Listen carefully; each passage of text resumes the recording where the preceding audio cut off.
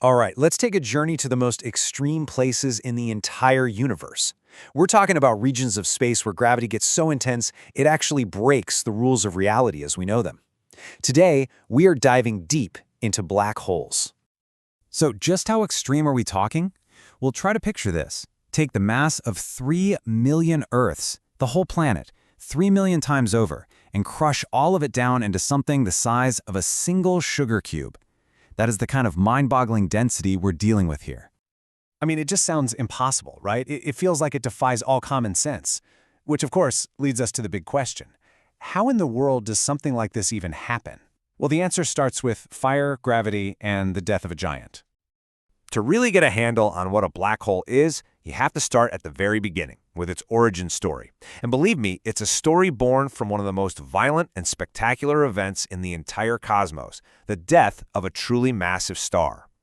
Think of it like a cosmic tug-of-war that goes on for millions of years. You've got a giant star, right? And for most of its life, it's in this perfect balance. The nuclear fusion happening in its core is creating this huge outward push. At the same time, its own colossal gravity is pulling everything inward. But eventually, the fuel runs out, and when it does, that outward push just stops. In that instant, gravity wins. It wins big. The core collapses catastrophically, triggering a supernova that blasts all the outer layers of the star out into space. And what's left behind? That super dense core. It just keeps collapsing and collapsing with absolutely nothing left to stop it. The end result of that unstoppable collapse is a fundamental warp in the very fabric of reality. It creates a gravitational well so deep that the escape velocity, the speed you'd need to get away, is actually faster than the speed of light. And since nothing in the universe can travel faster than light, well, nothing gets out, period. So this whole no escape idea, that leads us to maybe the most famous feature of a black hole. And it's not a physical surface you could touch. It's more like a threshold, a one-way door in the universe. We're about to cross the event horizon. You've probably heard this analogy before, but it's a classic for a reason. It just works so well. If you imagine space-time as like a giant stretched-out trampoline, a star like our sun would make a little dimple in it. But a massive black hole, that's not a dimple, it's a puncture. It's a well so impossibly steep and deep that once you're over the edge, every single path only leads down. Okay, so let's put an official name to it. The event horizon is that exact boundary. It's the precise mathematical line where the slope of that well basically becomes vertical. And what's wild is that it's not something you could bump into. If you were falling in, you probably wouldn't even notice the moment you crossed it. But it is the absolute definite line between the part of the universe you can escape from and the part you can't. And the reality of crossing that line is just stark. Outside the horizon, sure, you're in a crazy strong gravitational field, but you've still got options. If your spaceship has powerful enough engines, you can still pull away. But the instant you're inside, the game completely changes. Escape isn't about engine power anymore. Space-time itself is flowing into the black hole faster than you could ever hope to travel. It's like trying to swim up a waterfall that's moving faster than the speed of light. Every possible direction you could go is now just in.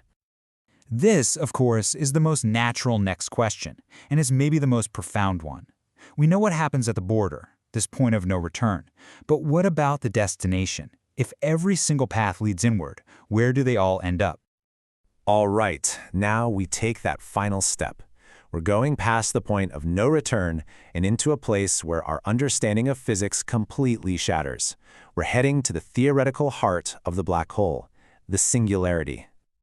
So, the singularity. This is where all that stuff that fell in, the original star, any unlucky planets or astronauts, is thought to be crushed down into an infinitely small, infinitely dense, one-dimensional point. And right there, at that point, our known laws of physics, they just stop working. This is, quite literally, the edge of our knowledge. And because our physics rulebook just gets thrown out the window, we're left with these huge, incredible, unanswered questions. I mean, what does it even mean for space and time to become infinite? If a book falls into a black hole, is the information in that book, the story, the words, just gone from the universe forever? Or is it somehow preserved? These aren't just fun thought experiments, they are some of the biggest problems at the very forefront of modern physics. And the reason this is such a deep mystery is that our two greatest pillars of physics, they actually disagree on what happens. Einstein's general relativity, which is our guide to gravity and all things very large, it predicts the singularity. But quantum mechanics, our theory for all things very small, says that information can never truly be destroyed. They can't both be right, at least not as they are now. To really understand what's going on, we need something new, a theory of everything that can finally unite them. Which brings us to our final and most provocative thought.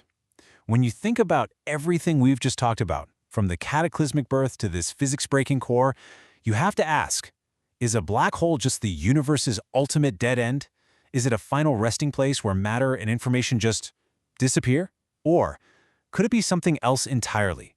A gateway to another universe, maybe? A new beginning? For right now, it remains the ultimate unknown.